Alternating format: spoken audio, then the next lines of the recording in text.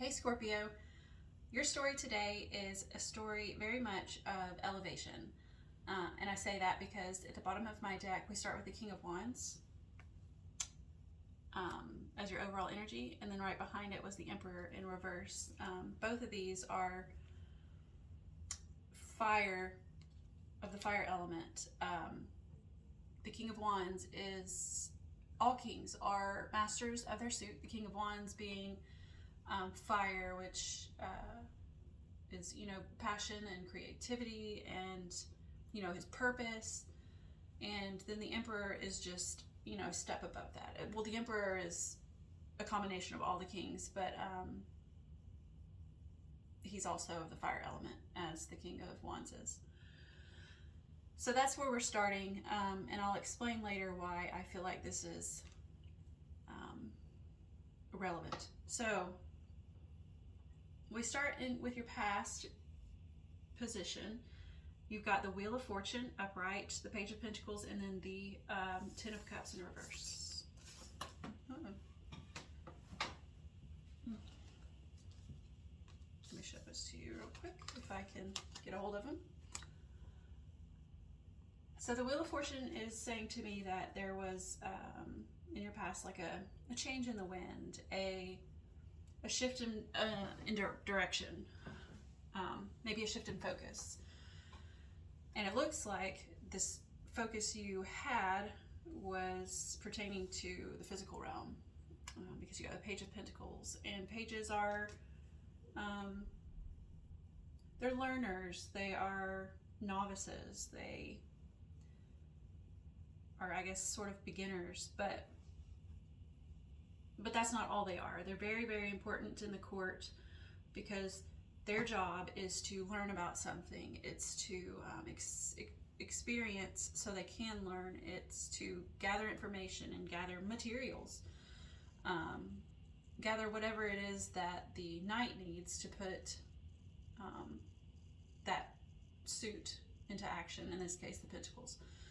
Pentacles are anything of the earthly realm, anything that helps build a foundation. So it appears to me that this focus that you've had in the past was, I think it's just knowledge in general. I think you're learning. I think maybe you're learning about the world, especially if you're young, that's what it seems like. But it seems like there was a shift there, and that maybe your focus is shifting from just, worldly matters. It's kind of reminding me of like, there's book smarts and there's street smarts, right? And I think your focus is shifting from street smarts right now. Because you got the Ten of Cups, which is like, like ultimate love and, happy home and all that. And I think that's relevant, that you have that, you've got that, but it's like you're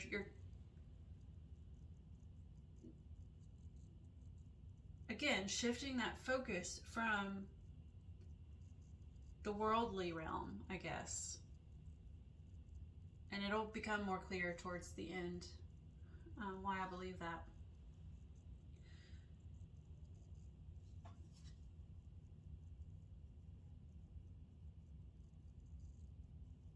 This is like pure bliss, right? Happiness. And just because it's in reverse, I still think that you have that. I think that that's going to remain. It's just you're putting your focus elsewhere. So in your present, you've got the Seven of Cups, the Hanged Man, and the Chariot. Seven of Cups is it's a choice, but it's a choice in that there are many options here, and you know, you've got to narrow it down and figure out which one you're going to choose. I think in choosing, you're gaining a new perspective with the Hanged Man, right? You're giving yourself an opportunity to think really hard on which option is best for you. Sorry about the cat at the door.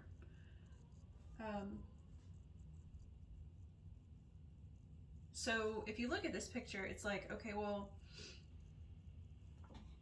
all of these are viable options, right? You've got lots of things you could focus on. But this one here is the one that stood out to me. And because it's like a ghost looking figure, it feels very ethereal. It feels very behind the veil, right? Which of course also, it immediately put me in mind of intuition, right? And then plus with the Hanged Man with it, it's like, not to mention that the cups suit is water, and water is, it's all sorts of things. It's love, it's family. I mean, it's all sorts of things. But the one that, because it's paired with the Hanged Man, it's giving me intuition. Like, I'm feeling very strongly that in your current placement here, your focus and your choice and your focus, your new perspective is on your intuition. It's like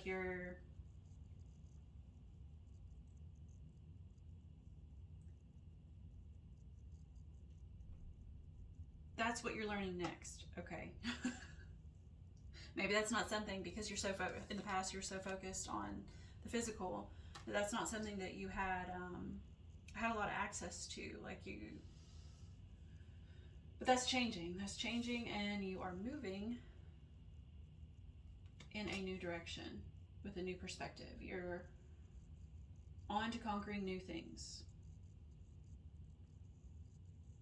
And with this, the chariot here, you see it, there's two sphinxes, the light and the dark. And that signifies, or symbolizes rather, the duality between, I mean, it could be masculine and feminine, but because it's paired with the Hanged Man and the Seven of Cups, I feel like it's the duality between realms. So the 5D and the 3D. And as I already mentioned, like, I feel like with this Seven of Cups, this is more intuitive, the intuitive choice that you're going for. Maybe choosing to see what's beyond the veil. And then here in the chariot, it's like he's got this curtain, and the curtain's got stars on it, and it's like that. It feels like it's, I'm not sure if it does or not, but it feels like it symbolizes the veil, right? And he's got it opened up. And then he's got the dark and light sphinx, symbolizing the duality between the two worlds. So I think that's where you are at right now, choosing to maybe learn more about your intuition and trust it more. Because I sort of feel like that's the Hangman too, right? He's trusting that he's not going to fall. He's held with rope by one foot, and he's just got to trust that he's not going to fall. You're trusting your intuition, maybe. Which brings us to, finally, the future placement, which is the Knight of Cups and the High Priestess in reverse. So the Knight of Cups, like I said, I think I said about the page. The page told you what the page, his job is, or her job. And then the page brings all of the material, whether that's learned material or physical material, to the knight to put into action whatever its suit is. In this case, cups. again, cups can signify intuition, and I feel here that that is indeed what this is, especially paired with the High Priestess in reverse. The High Priestess, again, has the light and dark sides symbolizing the two worlds, and then the veil in between. And so she has access to what's behind this veil. And I think that you do, or there's the potential here for you to have access, because like I said, the Chariot, I feel like that's you maybe peeking behind it.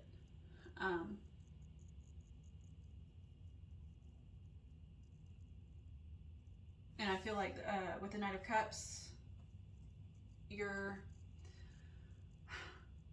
actively moving forward, attempting to see fully behind the veil, right? Now, you're not quite there yet. Even in the future, you don't have full access, but I think that you've got some. I think that you're moving in the right direction.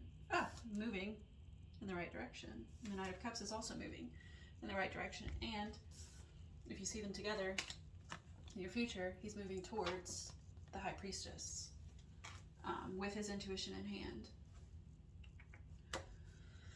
So that brings us back to the King of Wands and the Emperor as your overall energy. The King of Wands, I feel like this is your new passion. This is what your new focus is trying to listen to your intuition a little more. And it's like emphasizing your future placement, that you're going the right direction, right? You're focused, and you're doing the learning and the nurturing of it, because that's what the Queen does. So the Page is the learner, the Knight is the one putting it into action, the Queen nurtures, and then the King masters, right? So you're mastering your intuition, I think, which is what you're passionate about right now with that wand. But because the Emperor's in reverse, you're not quite there, fully there yet. You're getting there. You're working on mastering it, but you got to keep going, because you're not fully there yet. But with the King of Wands, your intuition is very strong. But I think it's going to require a little bit deeper listening. So I'm going to clarify. I'm going to start with your past position, the Wheel of Fortune, Page of Pentacles, and Ten of Cups in reverse. Whoa, that was way too many. I'm going to see what they say, though. It might not be too many. Okay. So the Three of Pentacles, the Ten of Pentacles in reverse, and Nine of Swords, Two of Wands in reverse. This is a lot, so you're going to have to bear with me. So I feel like the Three of Pentacles, if at face value, is what's the word I'm looking for? Not camaraderie, but like working with another.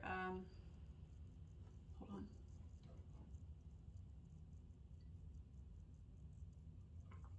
I'm sorry, I needed that coffee.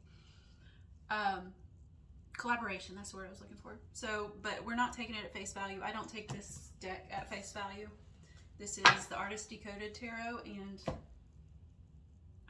sometimes I take it at face value. Usually, though, I take it based on its imagery. And with this one, I tend to see the Rainbow Bridge a lot, which is, the access to other realms. And being that it kind of goes along with what I've already said, I think that's what it's meaning. I mean, the Ten of Pentacles looks the same too, but it's more leaving the, okay, that makes sense. It's like, because it's in the reverse, right? And Pentacles are, again, the earthly realm, anything to do with resources and whatnot. It's in the reverse. I feel like you're leaving the earthly realm, not literally, but like leaving behind the physical, I don't want to say the physical world. You're not leaving the world. It's like you're just putting your focus on other realms, other, maybe astral projection, I don't know, but I think it's more just your intuition. You're focusing less on the physical, focusing more on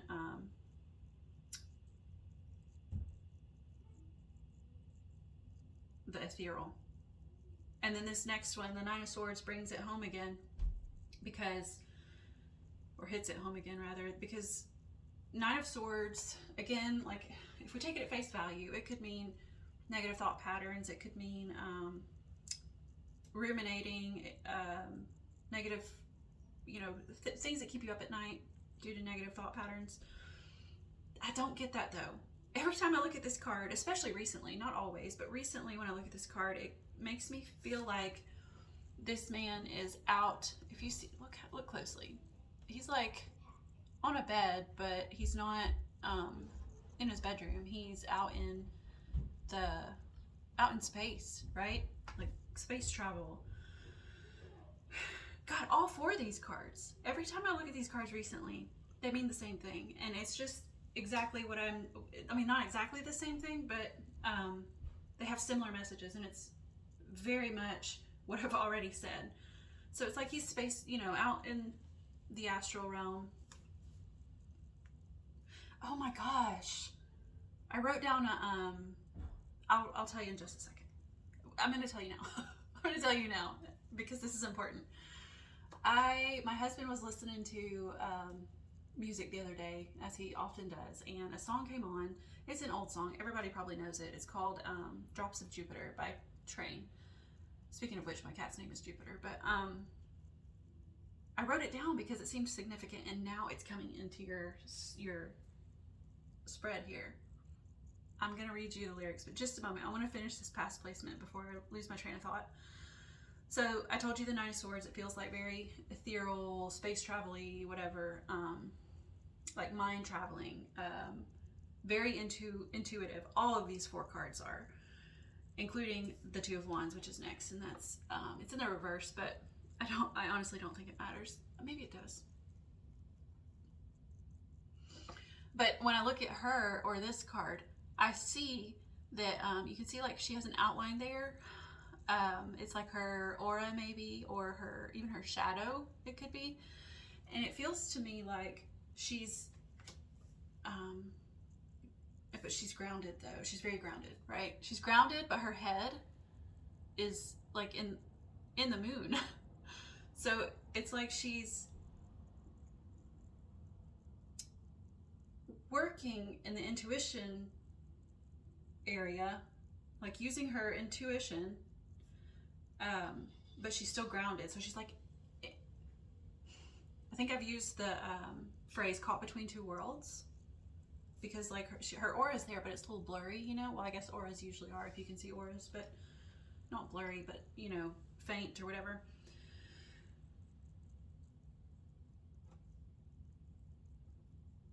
Yeah, so but this is all clarifying your past, and it's in the reverse. So I feel like you weren't there in the past. You weren't there because you were focused on the physical realm, everything that's going on in your real life. I don't want to say real life as if your intuition and whatnot isn't real, because it 100% is, but that was your main focus, is everyday life, whatever.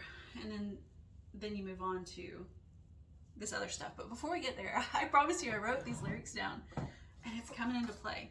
So let me see. Oh no, I didn't write it down. Anyway, that's okay. I'll put them in the comments. In the description. But it's basically, Train is the artist, and he's talking about I don't know if it's his. I feel like somebody once told me the song is about his mom, but it could have been a different song. Either way, whoever he's singing this song about has basically gone on like a soul journey, and I think he's kind of feeling a little left behind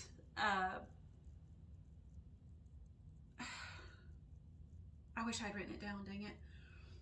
Because I can't really remember all the lyrics.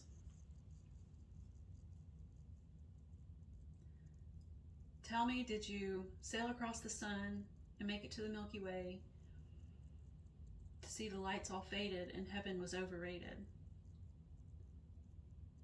Tell me, did the wind sweep you off your feet? Which I feel like that Wheel of Fortune, like the wind is sweeping you off your feet. Did you finally get a chance to dance along the light of day? That's what this feels like, dancing along the light of day. I think you're getting the chance to do this. I think you're getting the chance to see what's beyond the physical.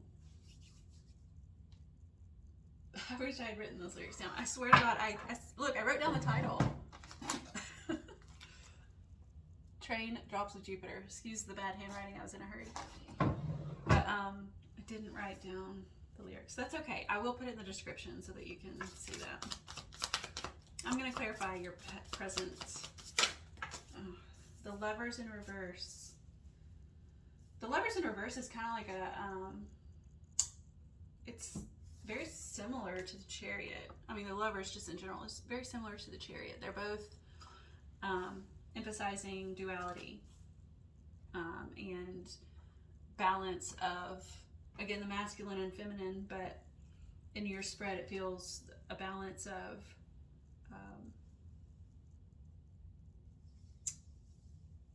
both of the realms, your intuition maybe, and but you know, when I was doing this, I was shuffling your cards before I turned on the camera, and I very much felt a strong feeling of love in your reading. So I don't know if that's relevant or not, but so it's in the reverse and it's clarifying the Chariot upright in addition to the cards that are with it, but it feels to me like you're trying to gain the balance between the two worlds, right? So the Chariot is you know, moving in that direction, and then the Lovers in reverse is like, it's like the kind of like a battle between the two worlds, right? You're trying to gain that that balance, and you know, with the High Priestess in the future, it looks like you're still working on that, but you're getting farther. You know, you're farther along in this journey. So I'm going to clarify that. Knight of Cups and High Priestess in reverse. The Knight of Pentacles in reverse. Okay, so like it's saying, you know, you're still on the path to a stronger intuition, and maybe your Pentacles, your you know, because you remember you got the Page of Pentacles in the beginning, right? And that was your main focus. And then the Knight is just like that one step up, and it's like because it's in the reverse, it feels like that's not your focus here in the future. It doesn't mean that you're just going to drop everything, right? It's just your goal, it appears, is to put more energy into the ethereal, maybe, or the listening to your intuition.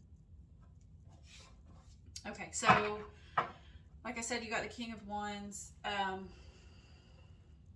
in my first deck as your overall energy, but in the second one, you've got the Six of Pentacles clarifying it. And the Six of Pentacles at face value is like an imbalance, so to speak. You can even see it in the Pentacles. Like there's, you know, 3 here and 3 up here, and there's an imbalance. It's like where I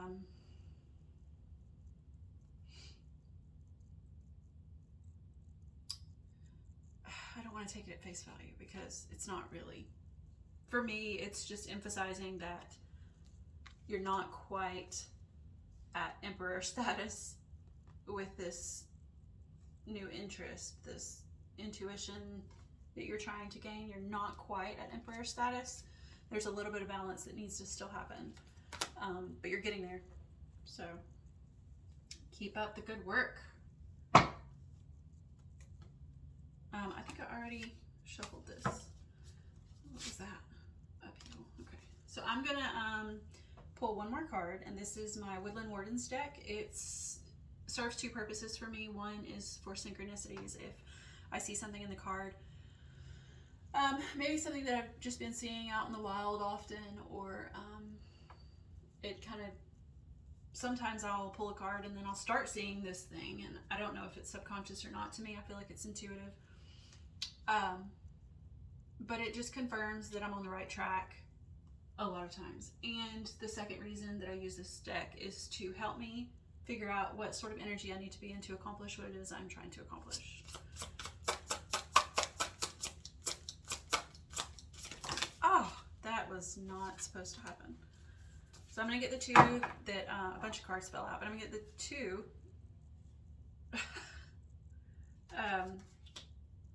that came out face up, which are the Crow and Dogwood, intelligence, and the Moth and Eucalyptus, an ending. So let's see. I'm going to read the Crow and Dogwood first. The Crow is an did I say? Yeah, this one's the one that says intelligence, the Crow and Dogwood. The Crow is an incredibly intelligent bird associated with the power of foresight and the ability to use tools. So, I mean, intuition, it is a tool of foresight, right? Or it can be. Today, it's often used to signify darkness or foreboding, but modern depictions rarely do the crow justice. According to Norse folklore, the crow is a powerfully positive symbol meant to remind us of our skills and resources. It says you're capable of solving any problem. Like the crow, the dogwood has a somewhat confused public image. Its beautiful light-colored petals convey gentleness and whimsy. Few know that its hard bark and strong frame make it an uncommonly durable tree, able to withstand even the harshest weather. And it's in the upright, so I'll read that. It says, you have the tools to fulfill your goals and solve any problem that stands in your way. You need only to look forward to find wisdom and strength. I like that. All right, and then the Moth and Eucalyptus, an ending. I mean, you could say that in your past there was an ending because you did get the Ten of Cups in the reverse. Maybe an ending to, you know, like I said, that focus on the physical. But let's see what it says. The Moth and Eucalyptus, an ending. The Moth and Eucalyptus is at number 13 for a reason. It mirrors the meaning of the Death card in the traditional tarot deck. The Death card rarely indicates literal death, but rather marks an ending of some kind and provides us with the knowledge and power to let go. Gosh, that's your past right there, 100%. The moth shown here is the Death's Head Hawk Moth. The moth shown here is the Death's Head Hawk Moth, named for the unique skull-like marking on its back. The Death's Head is nocturnal, and like all moths, it flies towards the light. Eucalyptus is a symbol of protection. Oh, flying towards the light. Flying towards the light here. And then that's just, yeah. The High Priestess, the light of the moon, maybe. Sorry, I'm getting distracted. The Death's Head is nocturnal, and like all moths, it flies towards the light. Eucalyptus is a symbol of protection, as the oil from this plant can be used to guard against and soothe a variety of ailments. It was in the upright. An ending is imminent. This could mean the end of a relationship, a hobby or interest, a job, or any number of other things. While endings sometimes mark loss, they don't always, and even if we do experience grief, we have the power to emerge from it with a better understanding of ourselves. Cool. I think that ending is just, you know, the end of your focus on the physical. I think that's all it is. So this was a really cool reading. It was fun. Hopefully I'll see you next time. I think that's it though. I enjoyed that. So have a good day.